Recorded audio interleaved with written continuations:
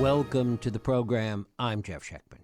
In the effort to make urban America understand rural America, particularly since the 2016 election, books about rural America have become almost a genre unto themselves. Works by J.D. Vance, Sarah Smarsh, Nancy Eisenberg, James Fallows, Sarah Kendzior, and Nicholas Kristof, and others have cast a class-driven and almost apologetic eye on rural America. Certainly much is wrong there, in part as a result of external changes and neglect on the part of policymakers. Places and towns where everybody knows your name are no longer appreciated or reflective of the values that they so long injected into the nation's DNA.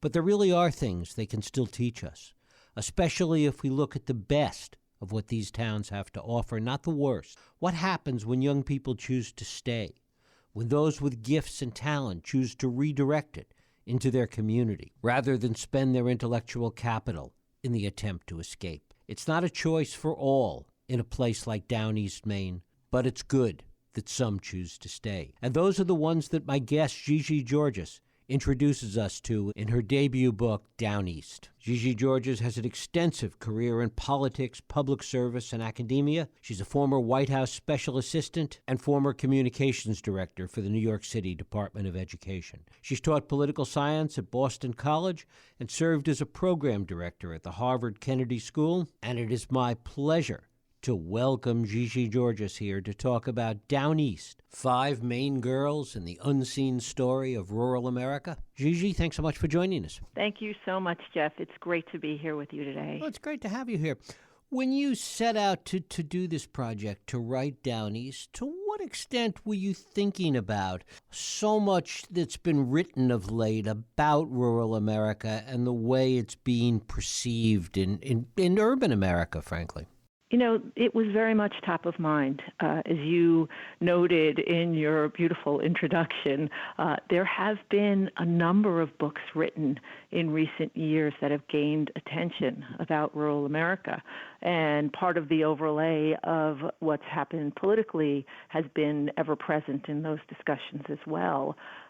But what I saw when I started to spend more time in rural parts was something that was a little bit different, and I think many people would find surprising, that wasn't always there and isn't always there and is particularly not present in much of the dominant narrative about rural America that we hear so much of, about this hopelessness and despair.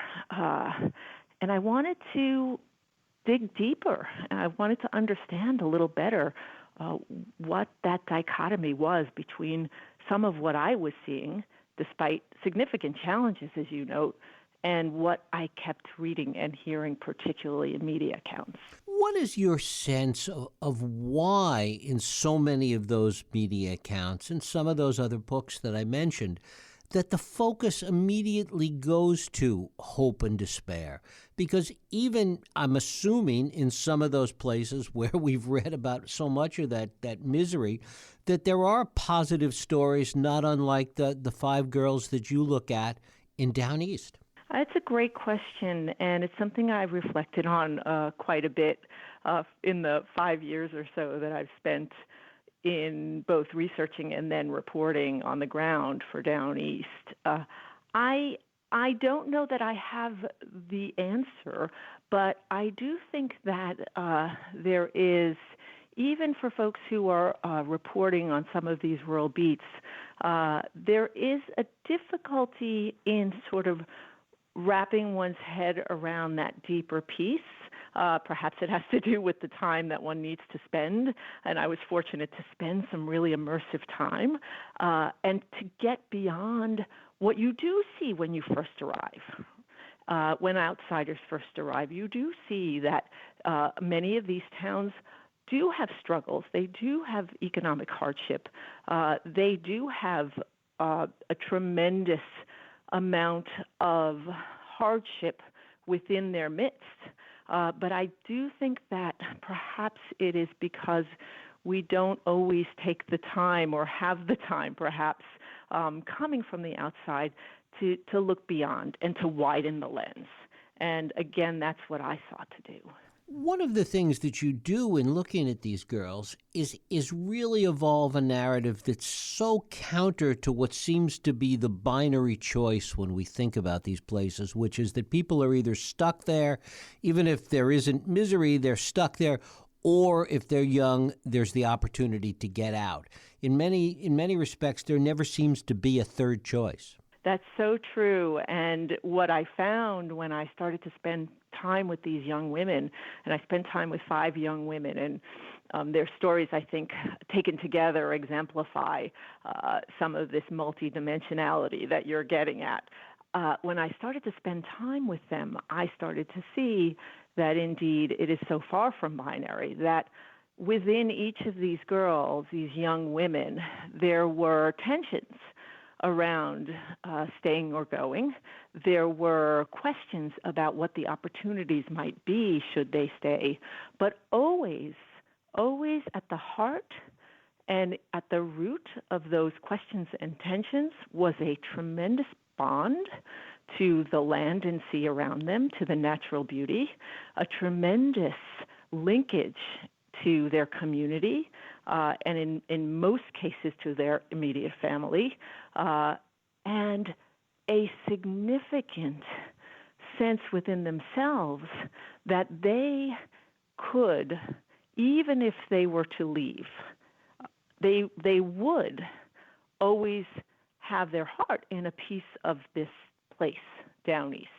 And they would always have within them that sense of communion to both the natural surroundings and the community and the life that they've been brought up in. And I thought that that was just incredibly powerful to see within that scope of what they were exploring.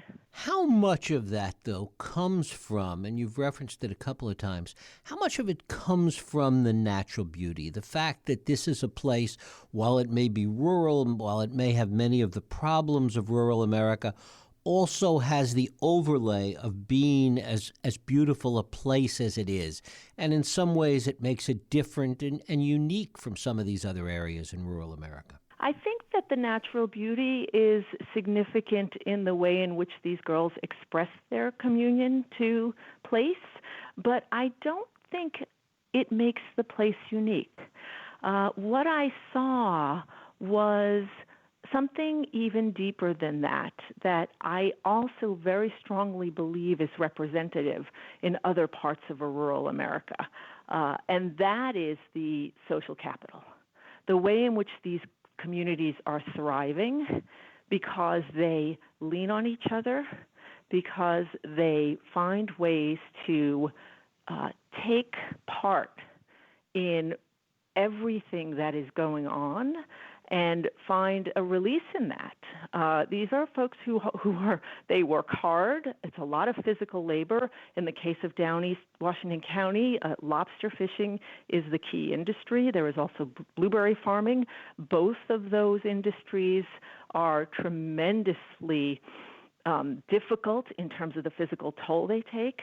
But I really believe, and I have seen this in my broader research that I've done in the backdrop to Down East, and that broader research did involve looking at other places, looking at data, and reading academic studies as well as broader accounts. I do see that you could interchange, for example, the blueberries in Down East Washington County with cherries in Michigan, river fishing for ocean fishing. Interchange those pieces of the work and the community, and you will see that people are thriving despite difficulties because of that great sense of social capital. And how did they see prior generations, and I know it's tough to generalize, but we can talk about the 5 girls, how they see the value of prior generations, not just their parents, but generations that came before and the generations that stayed and thrived in some of these communities? It's very interwoven into the fabric of these young women. There's one girl, Audrey, one young woman, Audrey, who I had the good fortune of spending time with while she was with her grandmother, Grandma Sarah, and her mother and her aunts. And they all live, it's a multi-generational Downey's family, and they all live on the Back Bay Road in Millbridge, one of the towns that I feature. And I spent time with this grandmother, Sarah, who is a spitfire. I met her when she was in her early 80s, and she sadly passed while I was writing the book. But she just exemplified and embodied this generational fierceness of the women in Down East Washington County that I believe is also shown in so many rural places. And the way, though, that at the same time they pass on this strength and toughness and resilience to their daughters and granddaughters, they also represent sort of where things were versus where these young women are taking them. And I saw that somewhat of a tension, but also an embracing by Audrey and her peers, the young women, of that past of tradition and that past of valuing that simple life and fearing, in a sense, the progress, but embracing what progress had to offer and bridging. And this was one of the major themes of the book in the end, that these young women, in many ways, who are leaders in the community, who are excelling and in many ways surpassing the young men, they are serving as bridges because they recognize the value of the past, but they have a generational sense of progress, and they want to stay and build with that lens of progress in mind. It's interesting because we think about it with respect to immigration and certainly these kinds of situations, that the strength comes from being able to escape, that it's kind of a self-selecting population that is able to escape someplace and move to someplace else. And yet this is the opposite in many respects, where they bring that strength to the ability to stay. Absolutely, and it is really striking that we hear so much in these broader narratives about that one in a million who has to escape in order to succeed, right? And those stories are powerful, but much more powerful to me is what you're talking about, this way in which for many young women and men in places like Down East Washington County, staying is where the power is. There is a sign in the high school that these young women all went to and graduated from, prominently placed when you walk in, that says, "Staying isn't settling."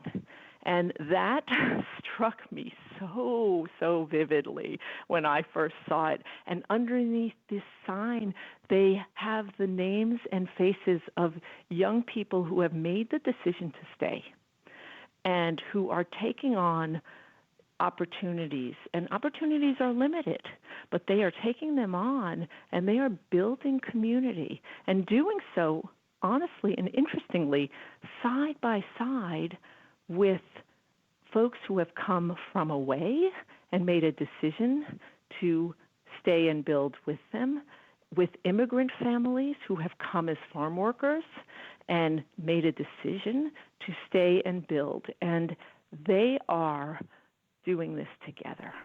You talk about the young women doing it. What are you seeing among the young men, and what kind of imbalance does that create?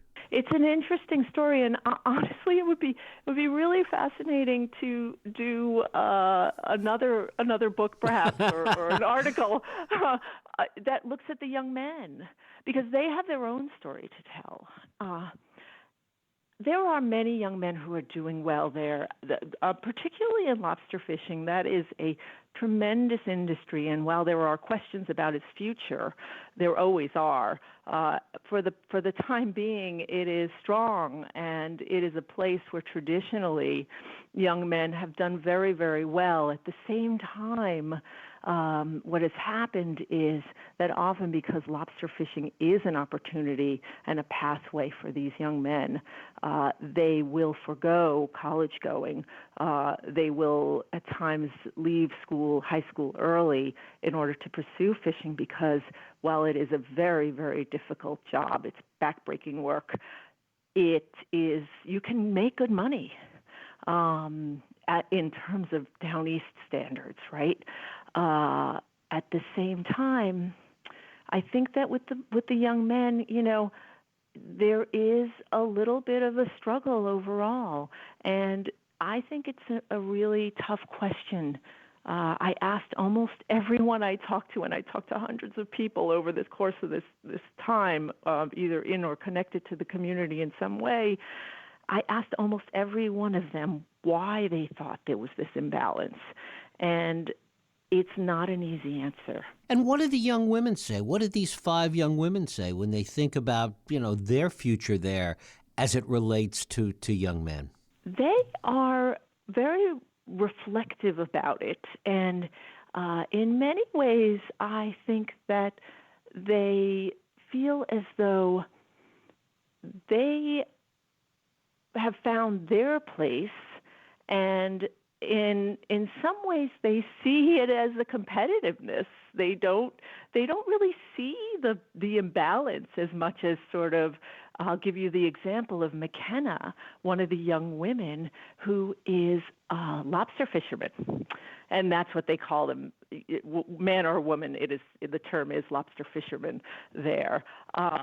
She, from a very early age, knows she wants to fish lobsters, and she's got her dad and her brothers as role models, and she starts fishing at the age of 8. By the time she's 17, she is a lobster boat captain, running her own boat. And she looks at the boys, and she doesn't have pity for them. She says, look, I'm doing it. I'm not complaining about it. I am doing my schoolwork. I am running a lobster boat. I am making good on what I need to do for my community and my family. I don't want to hear their complaints. And so it is a very interesting sort of toughness. And yet at the same time, she loves these boys. She's part of them. She's part of their lobster fishing community, and they respect and honor her. Is there a sense among these women that if they leave, they will never come back? That they really, if they're going to do this, they have to stay, because to leave means just, how you're going to keep them down on the farm, etc. Well, I think that is in the minds of some of these young women, although I do also think there's such a connectedness to the place and to the families and community that even when they think about it, I think there's always a piece of them that knows they will come back in some form, even if it's not to live. And I think about the one example of yet another one of these 5 young women, and that is Josie, who probably faces this most head-on because she is the one who goes to Yale, second ever in the school to do so, the first being her older sister. She's class valedictorian, and she has this tremendous sort of sense of taking agency over her life, right? She's going to go to Yale, and she's going to do big things, and she is ready. She comes to really appreciate and value down east in many very deep ways over the course of the time that she has one foot down east and one foot in New Haven, with all of the things that each of those represent. And she comes to realize that there is strength and value in what she has down east. And while she may not return to live, I can guarantee that she will return in a way that is helping her community.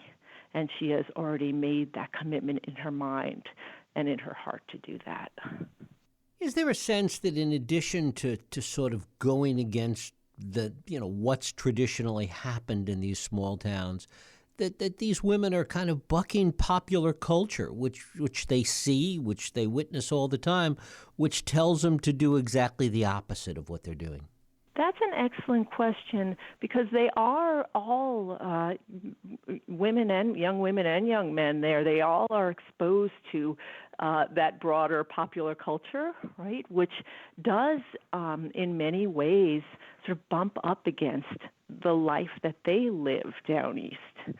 But I did not sense that they felt a tremendous tension over it. I think that certainly in the case of these young women, and in the case of the broader circles that they interacted in, that I got to know, that there was a recognition of what was going on in the, quote, outside world, and a way in which that they pulled some of those elements in, but did not let it dominate or overtake what they saw as valuable in their communities. And perhaps that is because of what I keep going back to, which is that the fabric of the community is so strong, that there is a fundamentally powerful set of ties that can sometimes be overwhelming, right? Everyone knows what everyone else is doing. Everyone, Right. You go down to the corner store and, the mom gets a phone call to say, well, blah, blah, blah. There is that element, right? And it can be stifling.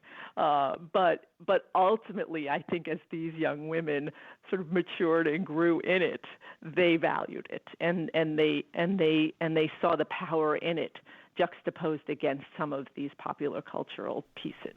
And do they draw strength from each other? Is there kind of a support system among those that choose to stay? Very much, very much. And there are both informally there is, and you see it, for example, in certain pockets of these young women. There is, for example, one other strand that sort of I think helps make it so cohesive, and that is the mentorship that these girls sort of circle around, particularly in the school among teachers and among the coaches. And you see it, for example, the way in which these young women are very tied to the art teacher who's lovingly known as Franny. It's Britt Francis. And they sort of wrap themselves around her and the time they spend together in the art room, and they link to each other, and pretty much most of the young women that are in this book do that and form a group around that. And she helps them both understand what they have in Down East and also see the broader worldview. So you have that in those examples and in other examples of these girls pulling together for each other and with each other. Do they have a sense of what they want to happen in this town, what they want the future to look like, how they want to begin to bring it about? I don't know that they have a particularly specific set of ideas that they're circling around together. But I do know that from speaking with them, spending time with them, going out on their lobster boats with them, and just hanging out in their favorite places, that part of their vision is, to preserve the natural environment that is so important to every one of them, whether they make a living off of it or not. B, to preserve the sense of community that they have while expanding, I think, the community's sense of what it means to incorporate progress into it. And so I think that their vision does involve bringing some of the broader scope of what we have in terms of cultural sensibilities and ideas, respect for others' lifestyles, and respect for people making different choices, right? Bringing that in and trying to weave it into what they value that has been passed on from these fierce grandmothers and mothers to them.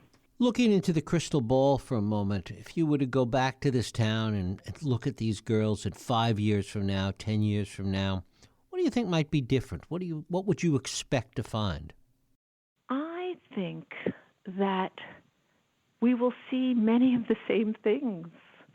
I think that the strength within these communities will still be there. What I do think will look perhaps different is that you have more diversity coming in through immigrant families making a decision to stay and having children and their children having children and they're making a decision to stay and becoming much more integrated into the community as leaders, not only as workers.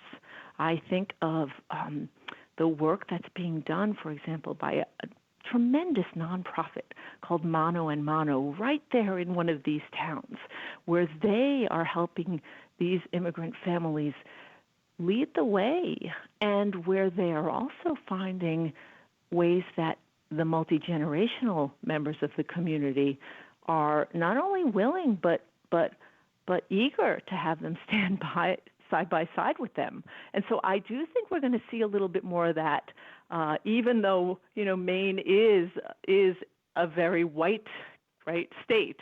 I think we'll see more of that, and I think we'll see the way in which that brings just some new and fresh and interesting pieces to what's already there. Gigi Georges, the book is Down East, 5 Maine Girls and the Unseen Story of Rural America. Gigi, I thank you so much for spending time with us. Thank you, Jeff. It's been such a pleasure to talk with you. Thank you.